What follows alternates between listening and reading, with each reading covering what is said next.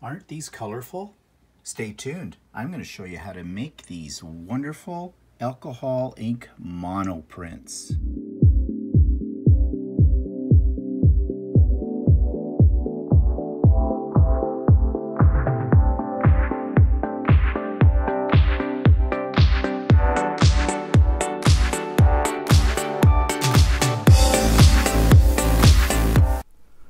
Good morning, everybody. It's Stephen here for Bland Designs, and this is my weekly vlog for Monday, July the 2nd, 2018, and vlog number 74.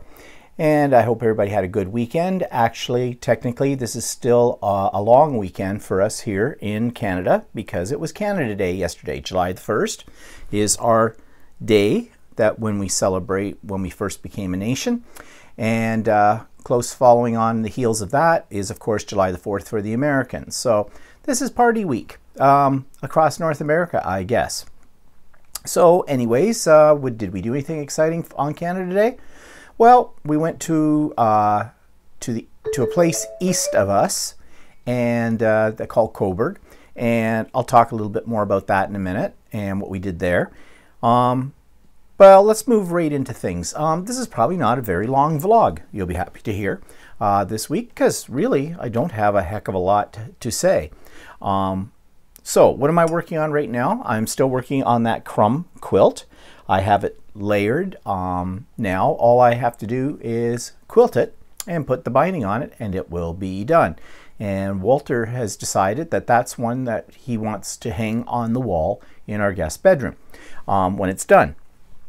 There was a couple of other quilts I want to hang in that room that were ones that you have seen previously. They were ones I did in a class, but he seems to think this one is better hung there, so I'm not going to argue. I want it on display, so that's where it's going to go.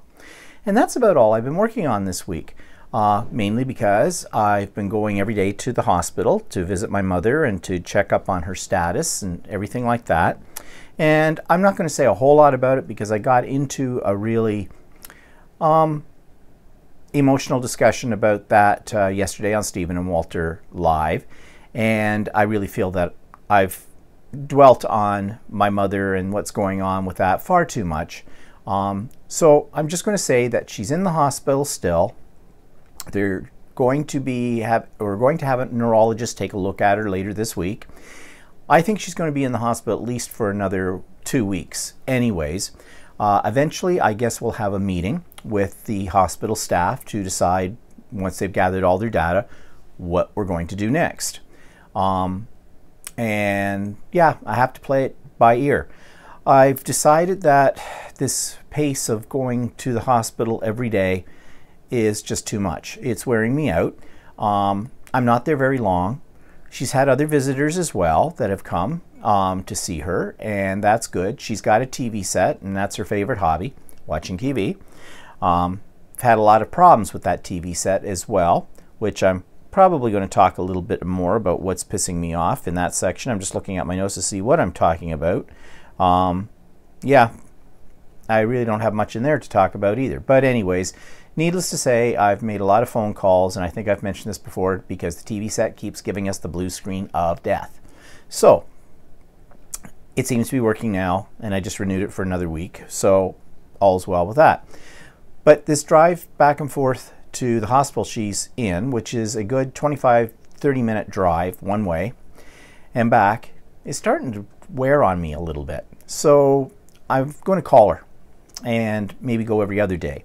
And my sister, she will go too as well, and she lives very, very close. So problem is she works as well. So, you know, fitting it all in. I think my mother's getting a little bored with things there, and yeah, rightly so. But she's not walking any better, and I don't know. I just don't know what's going to happen. So I don't like to think about it too much, because if I do, I get depressed. So one of the reasons why there's not much on the vlog today to talk about. Okay, enough about my mother. Let's move on. Okay, YouTube channel of the week.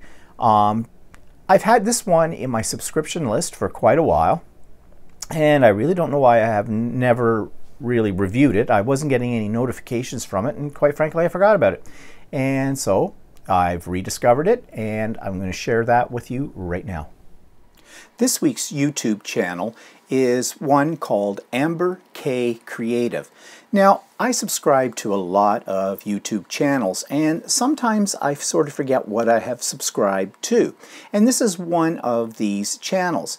I must have put it in my subscription list at one time, some time ago, thinking this was a really excellent source of ideas, but for some reason I haven't been getting notifications about new uploads from this particular YouTube channel, which is a typical problem lately that I think a lot of people have been experiencing with their YouTube subscriptions.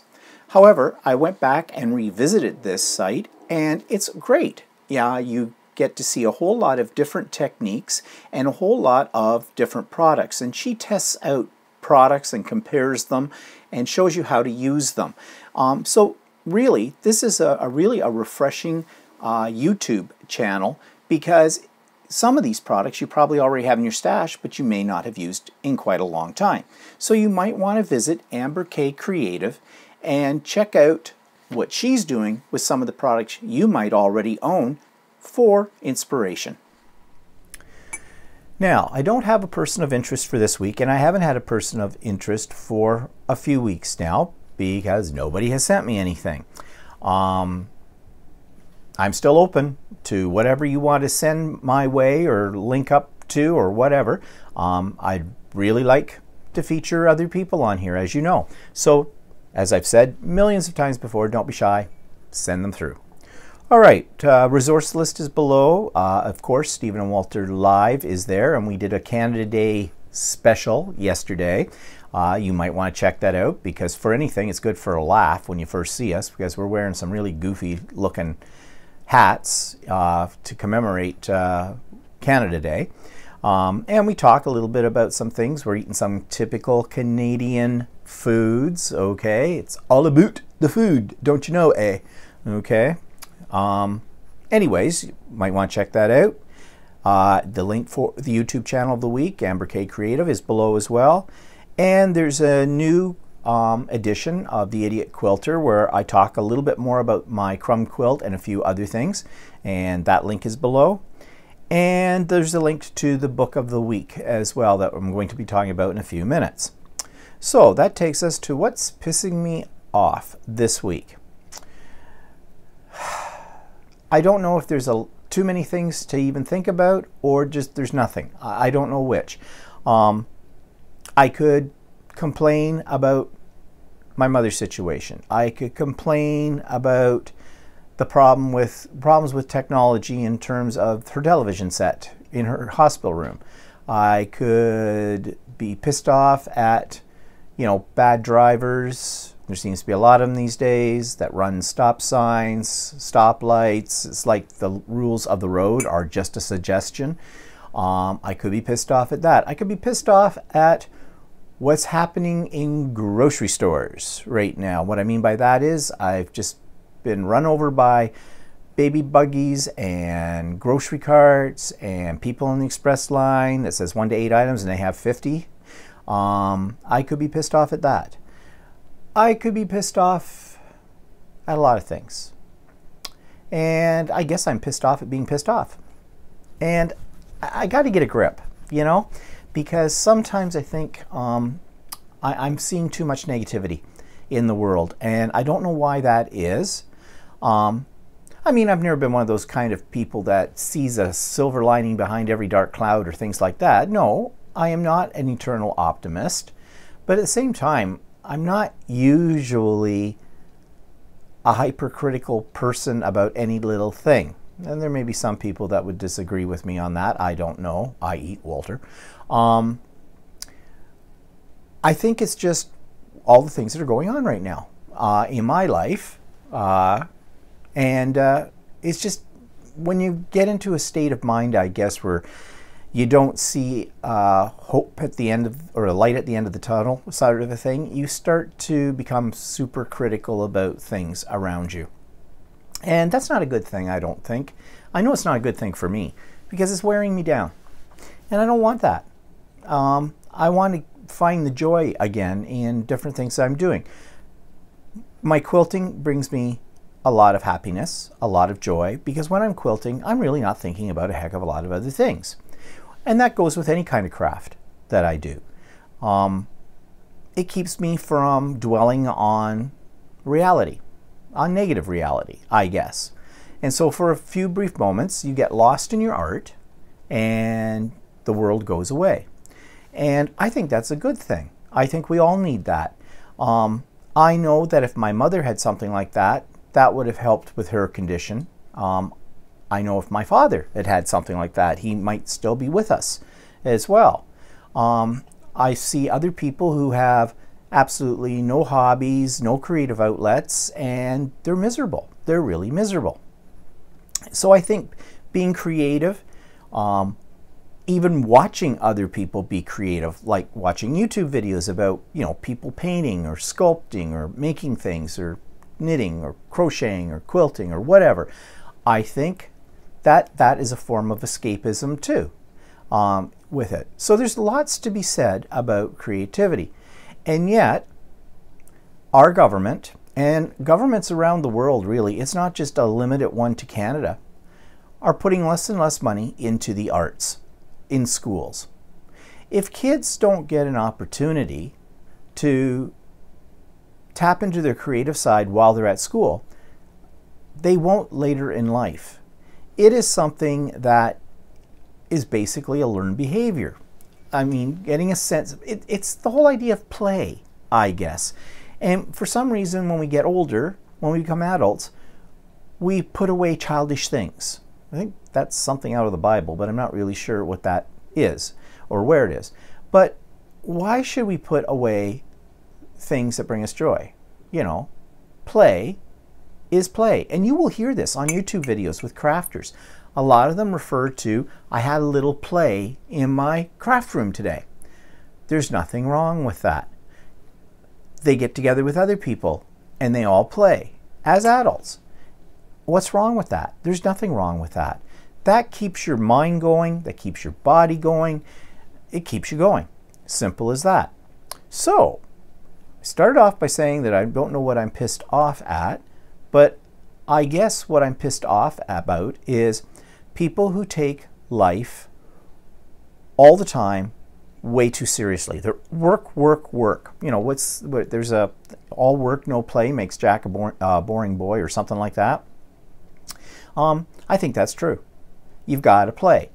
And I think it's a good form of therapy as well, at least for me, as I already mentioned. I'm going through some stuff that's very emotional right now, and it is sapping all of my energy out of me. So when I have spent a few moments doing something I like to do creatively, I forget about that and it rejuvenates me. So I guess what I'm pissed off about this week are people who don't see any value in being creative or in the whole act of playing, of having some fun.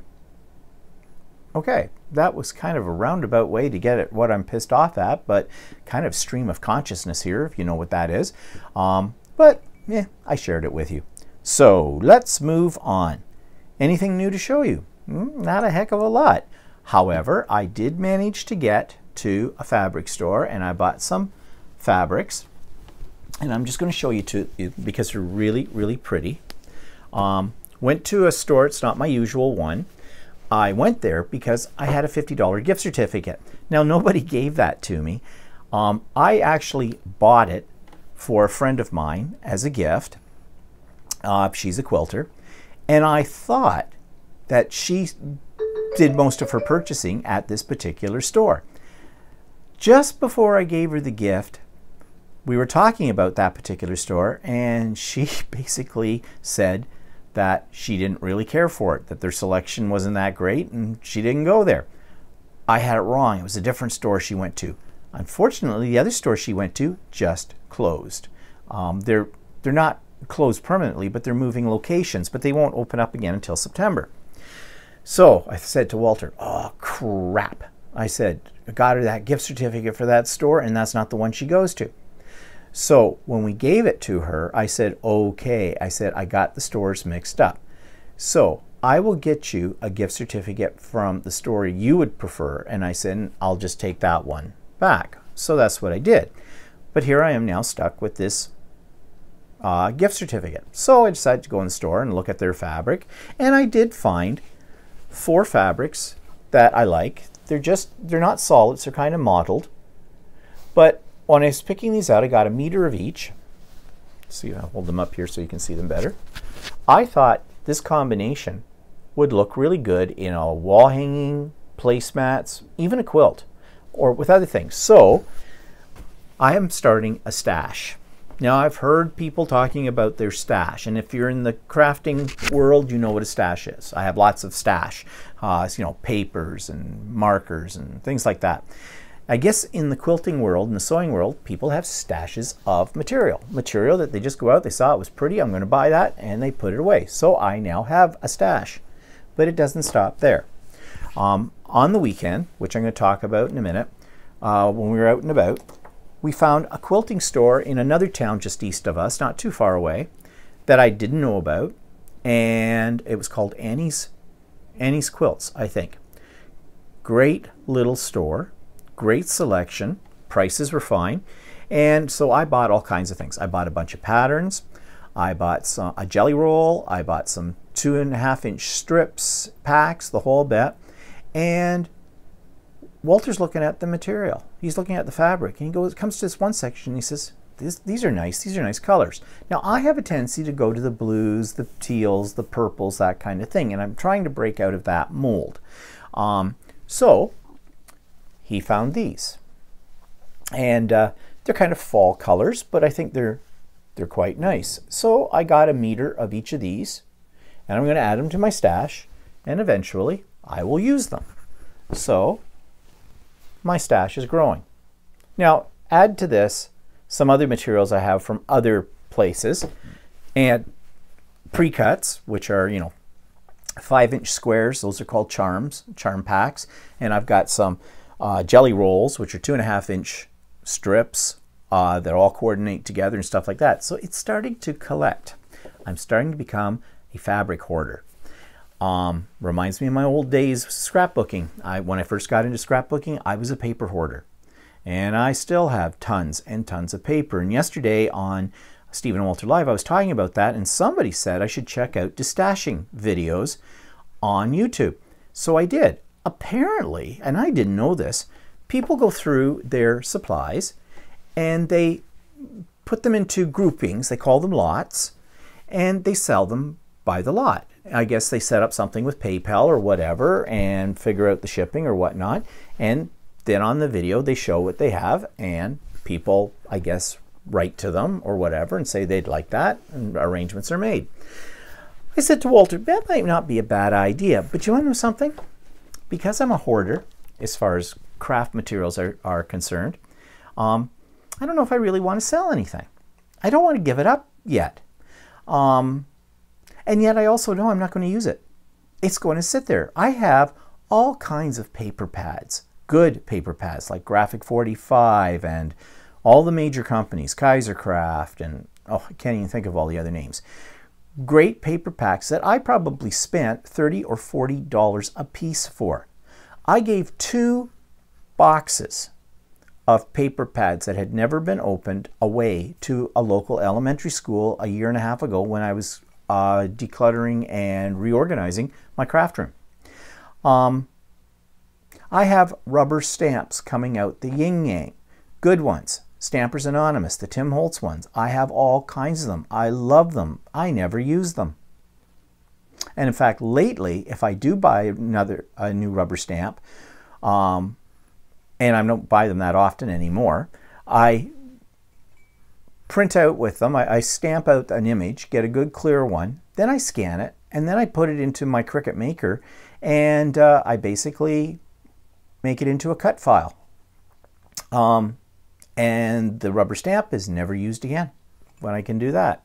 So yeah, I have a ton of stuff that I should get rid of, but I'm not at that point yet where I'm going, I might need it someday. It's an addiction. It really is an addiction. And I know a few people said to me, hey, you've got graphic 45 paper pads, I'll take some off your hands, and things like that. And yeah, I know. And it's not so much that I necessarily want money for it, you know, because I'm not going to get a whole lot. I'm not going to make myself rich. And what am I going to do with that money? Go out and buy more? Probably. But it's just, I just can't part with it.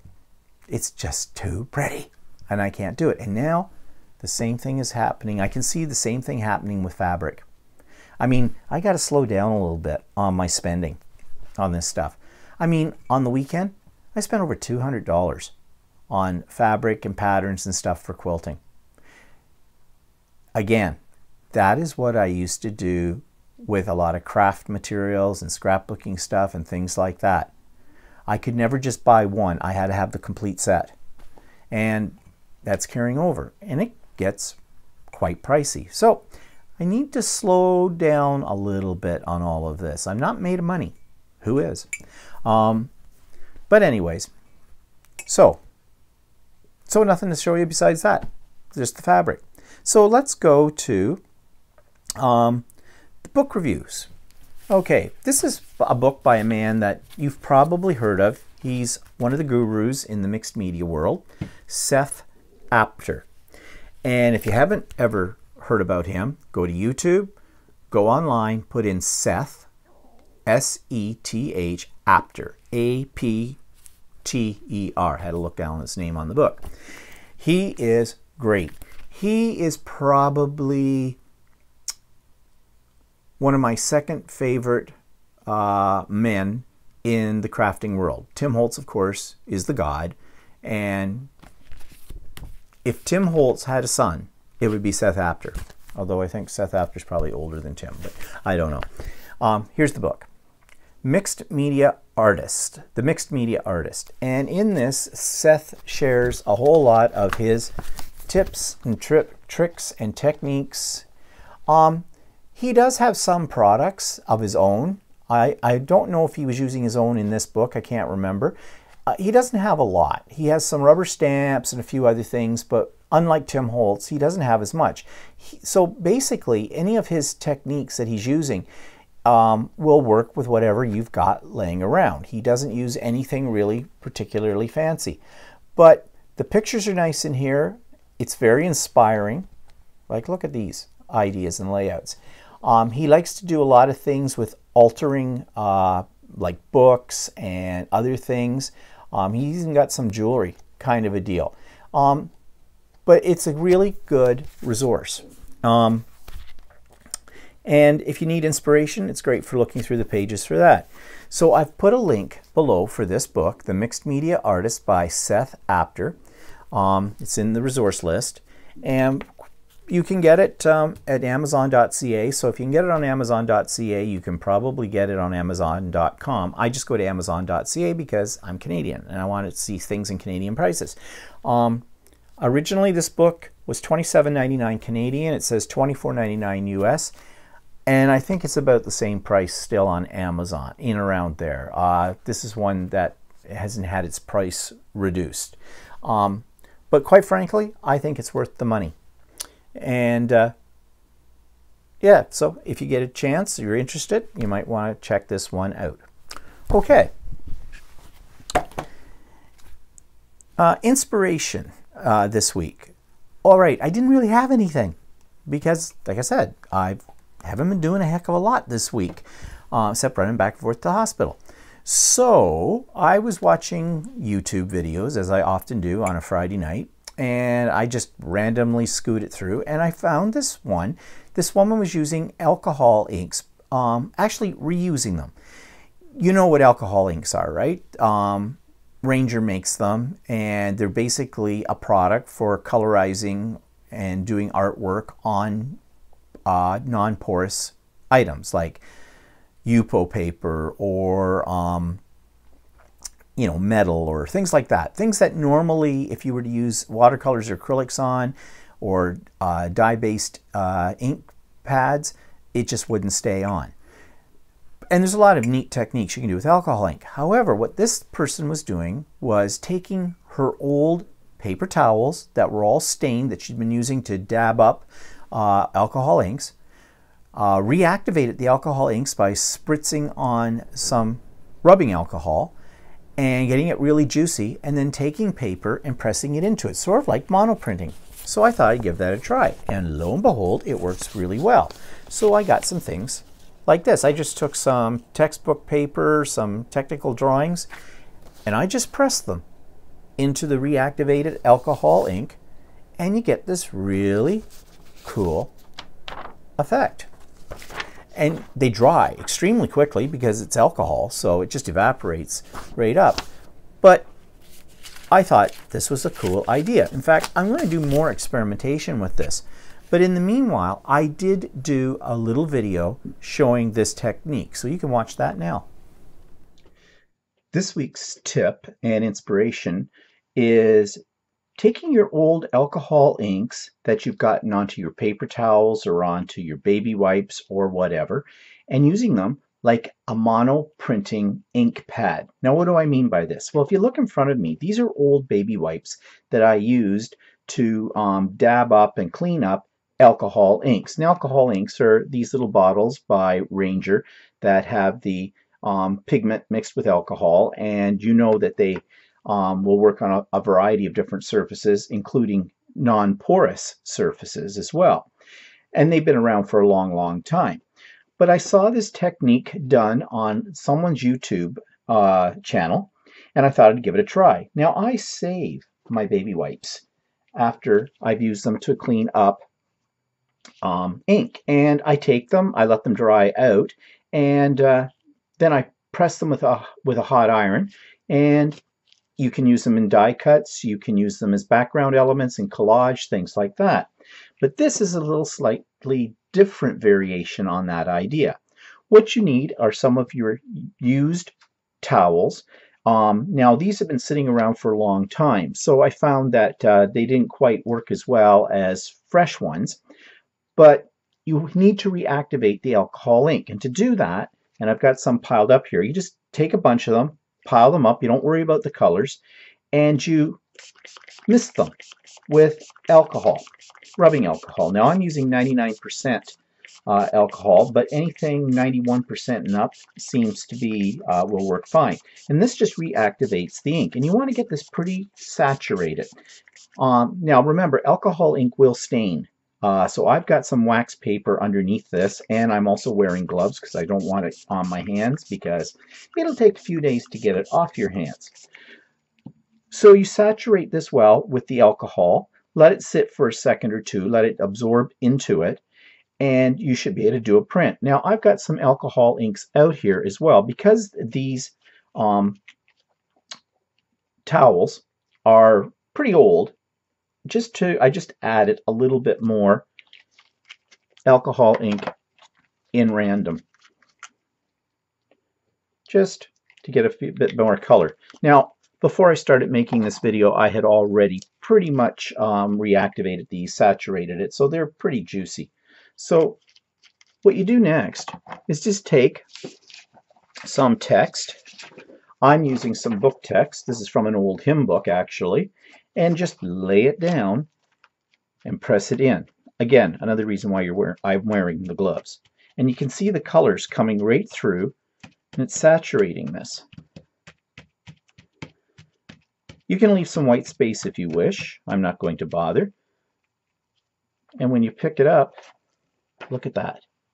Look at that color. I'm just going to put this off to the side to dry. And they don't take long to dry. And you can continue doing this. Here's another piece of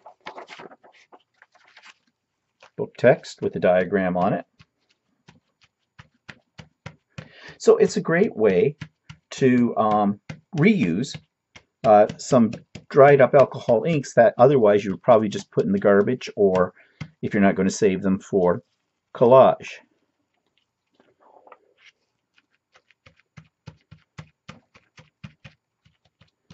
So it gets pretty saturated, but it dries very quickly.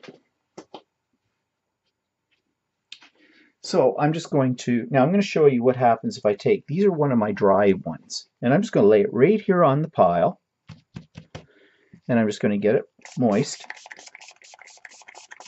And I'm going to see how well this reactivates. Now, of course, I've got this on top of a couple of other ones that I've been putting alcohol inks on. So some of that will bleed through too.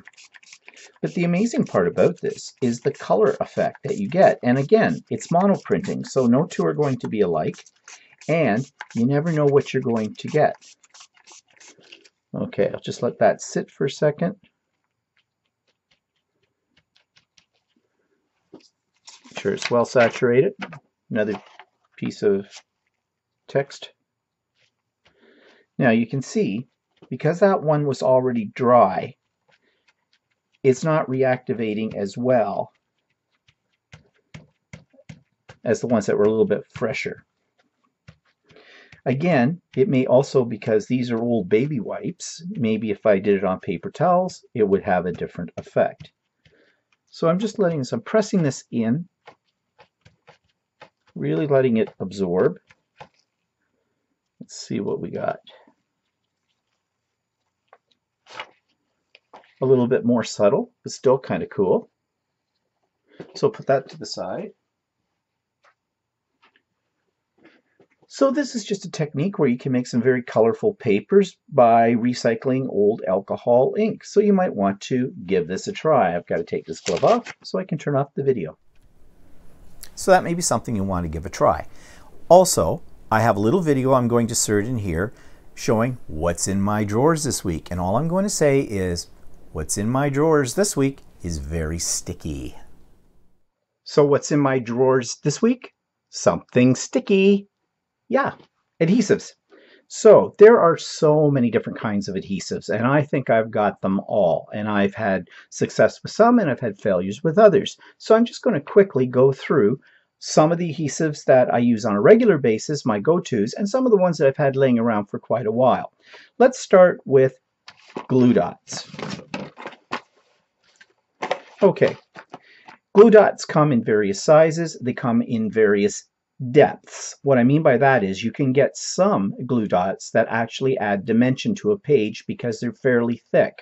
For example, these ones by Zots are raised up, and if you see the picture shows you this, so they will actually give you a 3D look. But then you have the flatter glue dots as well. Now, the one thing about the glue dots that makes them very convenient is you just touch your picture or your piece of paper, whatever, to the dot. It peels it off the backing it comes on, and they stick very, very well. They're very permanent. You'll know that if you've ever tried to get a glue dot off of something, especially on a piece of cardstock, because it will tear the cardstock. But they're quick, they're easy, and they are a dry adhesive, meaning that there is absolutely no time you have to wait for them to dry, and they're neat and they don't get all over everything. So these are great if you're going off to a crop, for example, or you're going off to craft with some of your friends or at your local scrapbooking store, because they're compact, they're dry, and away you go. And they do come in, and now this is some that I've never used much before. These are the same idea as glue dots, except they are little strips that come off. They do the same kind of thing. I just like the dots a little bit better, but that's a personal preference. So glue dots, and of course there's other brands like Scotch. They have a brand too. They're flatter. I don't think they're quite as good as the Zots, but again, it's personal opinion. So those are dots. Now, of course, you can also get, besides the dots that are raised up, you can get mounting squares that do something similar. These are usually a double-sided adhesive, as it says, and you can peel off one side, stick it to your element, and when you peel off the other side, you will have raised the picture up. For example, if you put a picture on a scrapbooking page and you want to give it a little dimension, put a few of these on the back, and that will raise it up just a slight bit, about an 1/8 of an inch maybe, depending. And you can get these in various sizes and in various depths. So if you want something to raise even higher, you can get the thicker ones or put a couple of the skinny ones together. And again, this, I think I probably bought these ones at the dollar store. Scotch, they make them. I think Zotz makes them. There's all kinds of different brands out there. The only thing about buying the ones that the dollar store often sells is that they lack some of the stickiness. They will drop off. But you can avoid that by simply adding a little drop of wet glue to each side, and that should keep it. So let's talk about some more dry glues. And of course, these are the ever famous tape runners. Tape runner of choice for me is a Tombow, the permanent one. And the reason being is I can buy refills for this. And when this is filled up and gone, I throw that part away. I keep this part and I can drop another one in as easy as that. However, the refills are not cheap, especially if you buy them at a store like Michael's. I have found that if you do some searching online, you can get these for a lot less money. And in fact, I went to one site, and I can't remember the Scrapbook Pal, I think it's called. It's an American company, and I bought basically almost a case of these. So I have enough to last me for a long, long time. The reason I like tape runners is because they're fast, they're easy, you can control how much tape goes where. The one thing I don't like about them, though, some brands have a tendency to back up on themselves and jam up the mechanism. And if that happens to you, you're basically screwed because you can't get it untangled. Now, I have heard a lot of people talk about that problem with the ATC gun by Scotch. That's the great big huge one that has a handle on it and has a huge roll of tape. I've thought about buying one of those before, but I have heard a lot of people having this problem with the backup and they can't get it unscrambled. And basically the refills for that, because they're so large, are quite expensive, like $30, $40, I think. The tape gun itself runs anywhere $50 plus. So really, I don't think there's a great deal of advantage to the ATC gun. However, there are lots of people who would argue with me about that and say it's the best tool that they have ever invested in. So again, it's personal preference. You can also get, they're like a glue dot. This is called Easy Dots, and this is one I really liked, and I think they may have stopped making this. This is by a company called Scrapbook Adhesives, and basically it works the same as this, but instead of a continuous line of sticky, it's little dots, and it shows you sort of a diagram right here on here what that looks like. This was a fairly good tape runner as well, and I was really sorry that I couldn't get any more of these, because this one I really liked.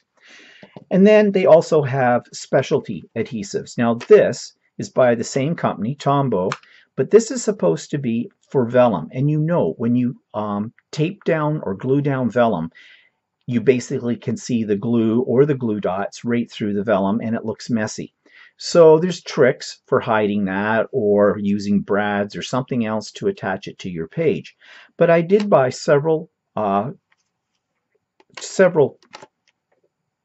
what's the word I'm saying? I'm tongue-tied suddenly. I bought several of these to try it out, and I'm not really excited about it. Same problem with this.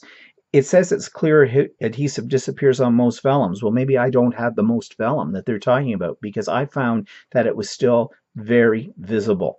So I would not waste your money on a vellum adhesive unless you have found one that you find works really well and you can't see it, because they tend to be more expensive than a regular tape runner. And well, the ones I've tried, and I've tried other brands besides this, they just don't work in terms of keeping things invisible. So let's bring ourselves to wet glue, and there's tons of these on the market. My go-to wet glue for most things is this one by Art Glitter, and it's called Designer Dries Clear Adhesive. This one is very, very popular. One of the reasons it's popular is because I think for years on the Heartfelt YouTube, which is the company in the States that makes all those really beautiful journals and has all the dies and the rubber stamps for making floral arrangements and things like that, this is the glue that they went to a lot. Not sure if they're still using that anymore, but I like it. It's a good glue. But the one problem with this glue, and you can see it on the top up here, is you really need these little metal tips. over the top if you want a really fine bead of glue. And these little metal tips sometimes get really clogged up. So you can see I've got a needle in it, and actually when you buy these metal tips separately, they come with these needles which will not rust. If you use an ordinary pin that is not stainless steel, it will rust and cause your glue to go brown. So be careful of that. But this will clog up. But I have found that if I take a little pin, take this off the end, and kind of ream it out, I'm usually okay. I bought a lot of these as well because up here in Canada, this comes from the States, they won't ship it, at least not from the supplier my local craft store gets it from. They won't ship it in the cold months, in the winter months, because the glue will freeze on the way up and then it ruins it. So something to keep in mind if you like this glue, and if you live in a cold climate, you might want to stock up on it before winter comes. So I like that. This one I got because, well, let me back up for a second. Mike Deacon, and you can see this is really sticky and crusted over. Mike Deacon talks about this particular glue by Colol, and it's an adhesive glue that is alcohol based. It's or a spirit glue. So you see it is flammable. Now, I got this when I was in London, in England. I found a store, a hobby store, much like a Michael's or Joann's, and they had some of this. It's not that expensive. It worked out, I think it was about $5 a bottle. It is a really good glue. It dries very quickly, but it gives you enough wiggle room as well, and that's because of the alcohol in it. But because it's got this alcohol in it, because it's flammable, they won't ship it. You can find it on Amazon, Amazon.com, but they will not ship it to Canada. And I think that's because of the flammability of it. And it's very, very expensive on Amazon. It's like $10, $12, $15 a bottle for it. So when I was in England and I saw this, they only had 2 on the shelf. That's all they had in the store. I bought both of them. And it is a very good glue. It's a little bit stringy. It's a little bit sticky. And if you're going to buy glue and put it in your suitcase, if you're doing an international flight, recommendation, make sure you wrap this kind of stuff up in a plastic bag because it will leak out. It's the pressure, I think, in the higher altitudes. And yes, when I got it home, I had wrapped it in plastic, and I was glad I did because it was a bit of a sticky mess. I didn't lose much of the product, but it just bubbled over the top, ran down the sides, and stuck to the bag, and it was a mess. It was a mess. So beware of that. I'm glad it wasn't in my, was just unwrapped and in my suitcase because all my underwear have been sticking together. Not that that doesn't happen already, but never mind. That's a story for another day. So I did look for a product that is similar to this that we can get readily enough here. And the one I found that's probably the closest to it is Tombow Mono Aqua Liquid Glue. This one's readily available. I really like this glue. It has 2 tips. It has a fine tip, and on the other end, it has a wider tip. It's not a particularly inexpensive glue. I think it runs around $7 or $8 for a bottle. If I can get this thing back on, there we go, a bottle. But it is a very good glue, and I think it's very much the same as this one that I got in England. I did see some people using this On Point glue, and it sounded very much like these too. So I got a bottle of it, and I can't say that I like it at all.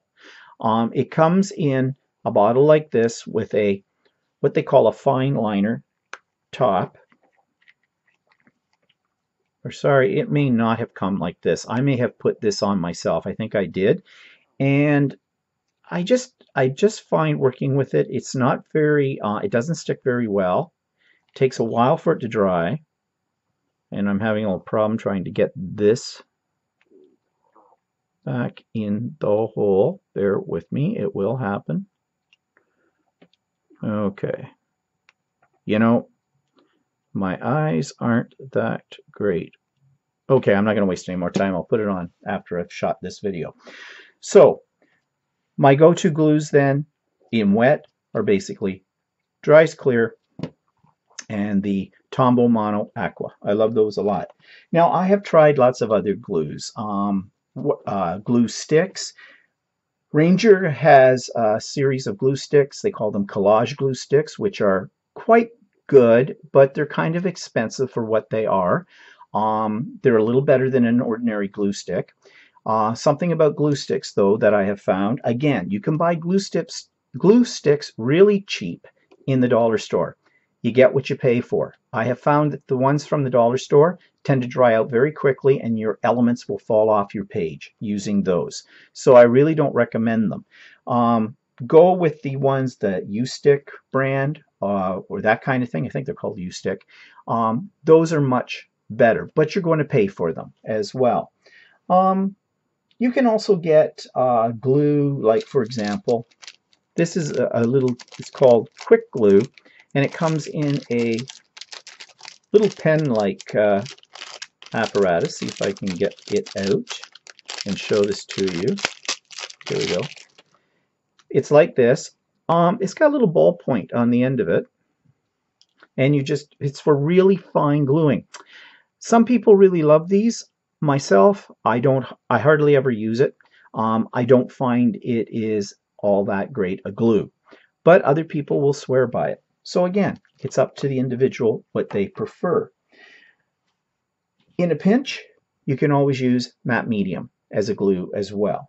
So those are some of what's in my drawers this week, my sticky adhesives, and I hope you may have learned a little bit about adhesives from what I've said. One other adhesive that I forgot to mention, which is one I use a lot as well, and that's the double-sided tape. I really like this. It comes in various sizes, 1/4 inch, 1/8 of an inch, 1/2 inch, and sometimes bigger than that.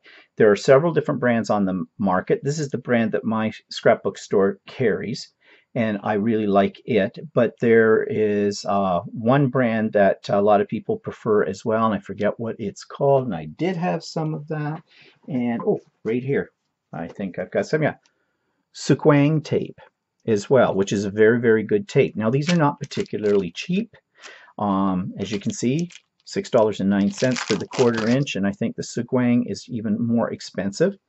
But it is very, very good tape, and it holds very, very well. So if you're doing something like you're making a journal or something like that, you may want to consider the double-sided tape.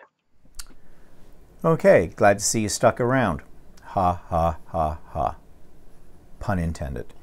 So what's next on the list? Okay, what other events have we had this week? Well, I mentioned it was Canada Day weekend, and there's a town east of us, about an hour's drive away, maybe a little less than that, called Cobourg. It's right on the Lake Ontario. And every year on Canada Day weekend, they have a huge art and crafts market. It's put on by the Chamber of Commerce, I think, or the Rotary Club, something like that, and they charge you $5 admission, but it's just hundreds and hundreds of vendors. It's all under huge marquee tents, the whole bit, and it just goes forever. And we go down every year for it. I don't usually buy anything when I'm there, but I like to look at what people are creating because it gives me ideas as well. So I did some video of that whole event, and the only thing was we were a little bit disappointed this year in it. There didn't seem to be as many vendors as there have been in other years, and if you got rid of the jewelry and you got rid of the ladies' scarves that were there, there wouldn't be a heck of a lot left to look at. So, I mean, if you're a woman and you love jewelry, that's the kind of thing you probably would be really interested in. For me, the only thing that really caught my eye was there was a guy there who was making bags, you know, fabric bags, but heavy-duty ones.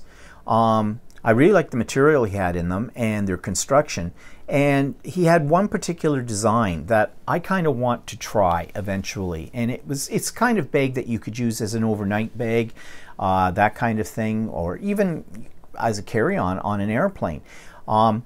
He wasn't asking a whole heck of a lot of money for this because I know how much work goes into those kind of things. It was only $65. I didn't buy it because why buy it when I could probably make it myself? And do I need another bag? Probably not. But I was just so interested in the construction and the design of it. So that caught my interest. But quite frankly, nothing else really caught my interest. It was kind of the same old, same old. So Walter and I have decided that maybe this is the last year that we're going to trundle our way down to Coburg for this arts and crafts thing. Because really, it's not really worth the drive anymore, or at least for us. For other people, I'm sure it would be, you know. But I guess we've done it so much that it's nothing new. So then we decided we wanted to go someplace to have lunch. Well, Walter had said, we like little pub places, you know, and this is a quaint town. It's very historical.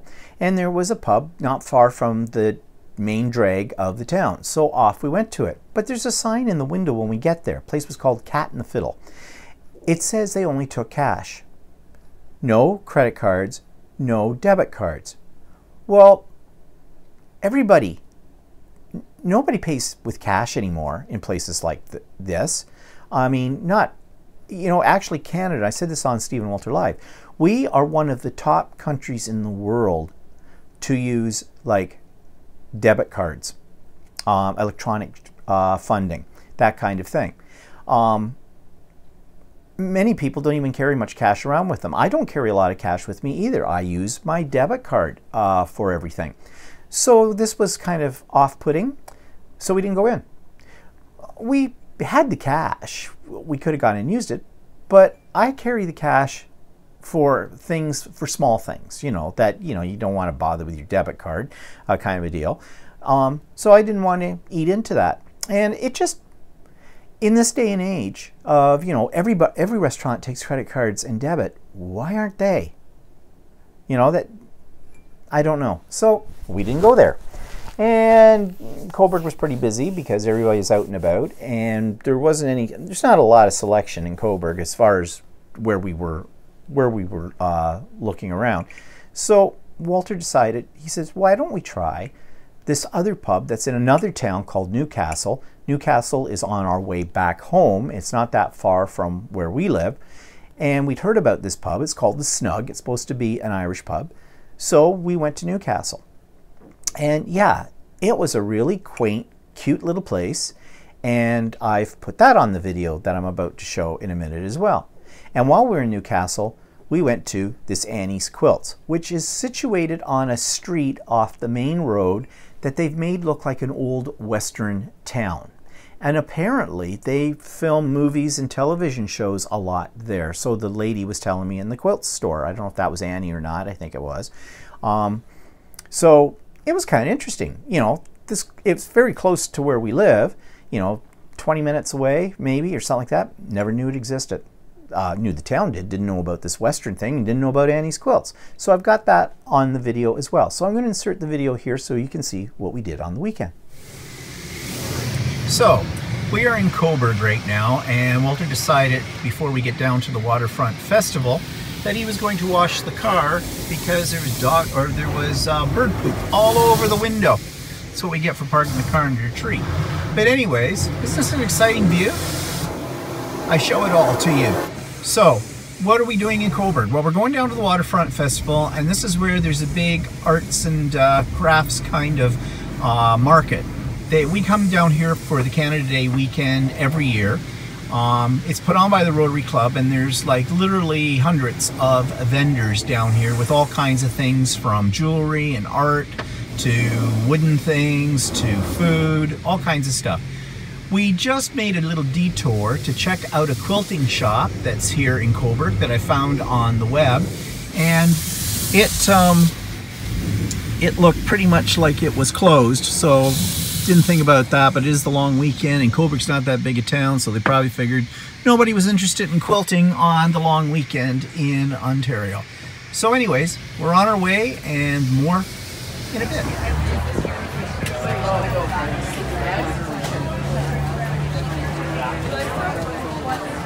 And this is the start of the market, but it goes for quite a ways all over the place. It's got lots of stuff, so we'll do some videos as we go along.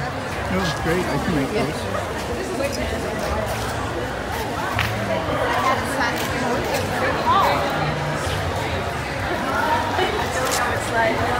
Just made some of those, infinity scarves.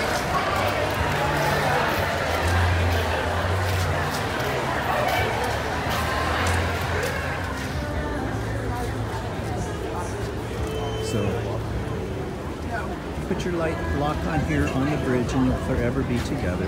Did you bring a lock? No. Walter didn't bring a lock. This is down by the waterfront. The lake is way over there past the trees, but that is just one tent. There's a whole series of them through here. So this is another one too.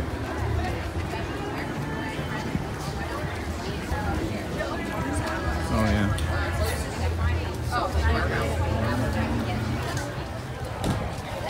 And so you can see there's much more. It goes all the way down there, and way in behind, and all the way up there. And just beyond these tents is the actual lake.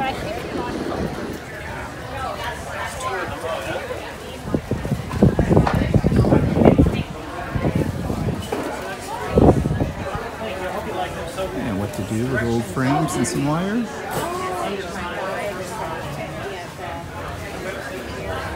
Oh, sorry.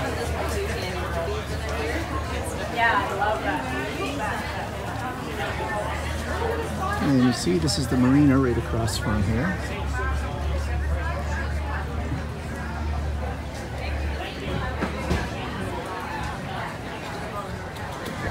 Okay, Walter's happy now. We found the midway. It's down in there.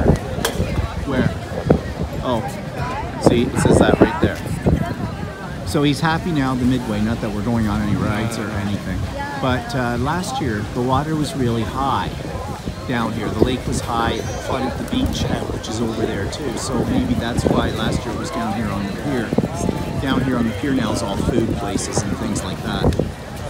So now we're going to hunt for some place to eat, and maybe go down to the main drag, or unless you want to go into the midway, but midway's midway. So this is the Scotia Bank. Once a year, Walter goes into the Scotia Bank in Cobert. Isn't that a thrill? But here is the main drag of Cobert. This is their town hall, right here. We don't have a Scotia Bank. Or actually, it's their art gallery. It's not their town hall, I don't think. And it's the main drag that way. And Main Street down here.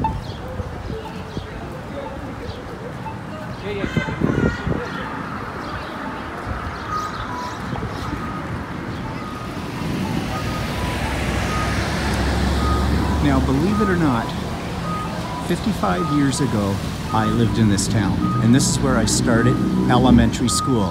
We lived here from about 1962 until about 1964, and then we moved to a place north of here called Norwood, and lived there until about 1968, and that's when we moved to Whitby, and then I lived there for pretty much the majority of my younger life, and of course now I'm a native to Oshawa. Of course, Cobert didn't look like this 55 years ago, but it has kept a lot of its historical buildings and things, which makes it kind of cute. So those of you that aren't part of Canada, don't live in Ontario, this is kind of what typical Eastern Ontario looks like, although we're still technically probably Central Ontario. And there's Walter getting out his money at the banking machine.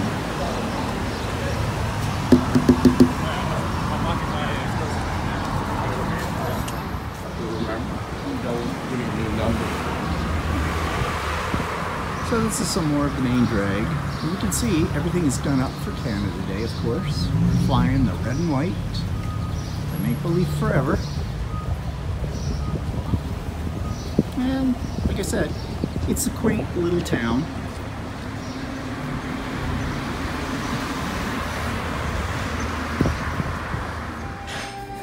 Okay, so we're in the snug in another town called Newcastle. Hi, how are you? Good, how are you? Good, thanks.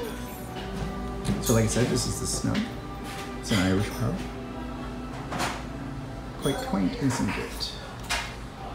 And Walter's busy studying the menu.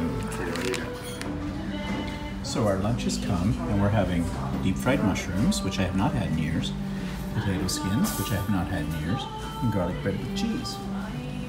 And beer, of course, and Walter's now cutting into the garlic bread and cheese. Okay, we're still in Newcastle, and this is a place we never knew existed in Newcastle. You have to understand that Newcastle is not that far from Oshawa. We're only, what, about 20 minutes or so from this place. Well, maybe a little longer than that. Maybe more like half an hour. But there's this little western sort of town reproduction here, and this is where Annie's Quilt shop is, and that's why we came here, to check that out. So we're going to check it out. Okay, so what's coming up? Actually, nothing. Nothing's coming up in the next week. Now, in 2 weeks' time, it's my birthday, and we're going to Stratford, Ontario. Stratford, Ontario is known for its Shakespearean festival that's been running for over 50, 60 years. I've been to Stratford many times before because, you know, I'm ex-English teacher kind of a thing, retired English teacher, love Shakespeare. So we're going there to see a play, but we're not seeing Shakespeare. Over the years, they have sort of widened their scope. They don't just do Shakespeare anymore, and they're doing the Rocky Horror Picture Show on stage. So we're going to see that because both Walter and I love the Rocky Horror Picture Show. So we're not dressing up though. For those of you that know the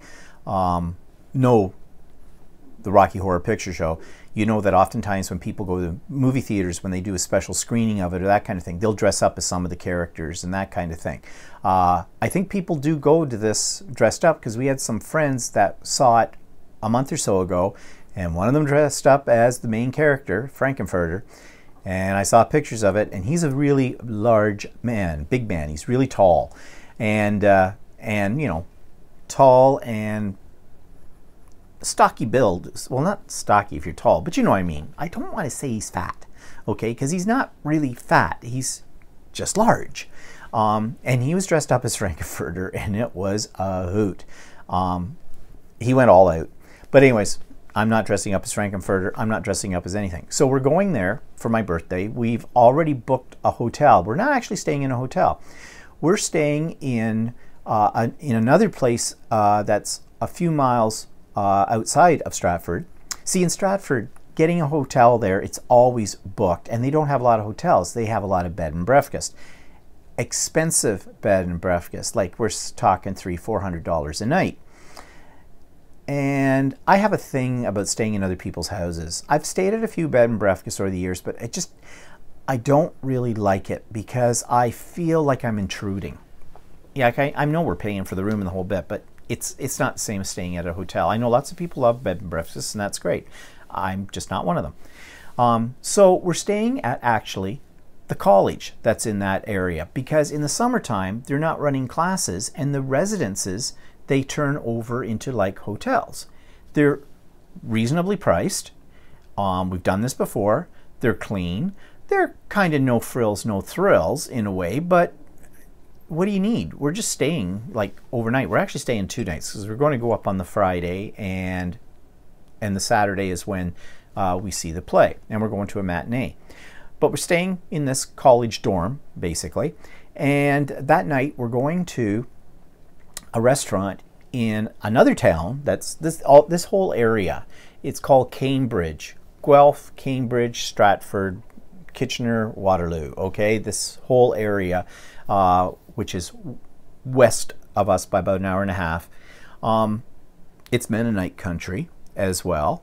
So there's some other cute little towns in around that've got some neat things in it. So we're going to a restaurant in Guelph that I haven't been to in 40 years, probably. It was back when I was in university, because I went to the University of Guelph for my first degree.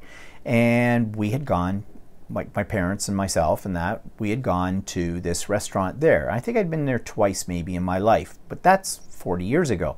And it was always considered really nice. So I looked it up on the internet to see if it was still open. It is. It's still open. Saw their menu. It's pricey. This is not a cheap thing, but I'm not paying for it. Walter is, because he's taking me out for my birthday. So anyways, and he kept saying, where do you want to go? Where do you want to go? And I don't know where to go anymore. We don't go out for dinner a lot. We used to, a lot. We spent a lot of money on that at one time, years ago. And we just got sick of it. We just rather eat at home, experiment on our own kind of a thing. So we're going to this place that night. I phoned them last night, made a reservation for 2 people, 8 o'clock on that Saturday. So that'll be a nice weekend. Of course, as Walter says, yeah, what about your mother? Like, and what we mean by that is, who knows what may be happening with her at that time. And I'm really hoping it doesn't make us have to cancel our plans for this, because I will be a little disappointed if that happens. But anyways, so that's coming up in a couple of weeks. And then about a week after that, we're what I call the gang dinner. This is a group of people, couples that I know through teaching. And we stay in contact with each other.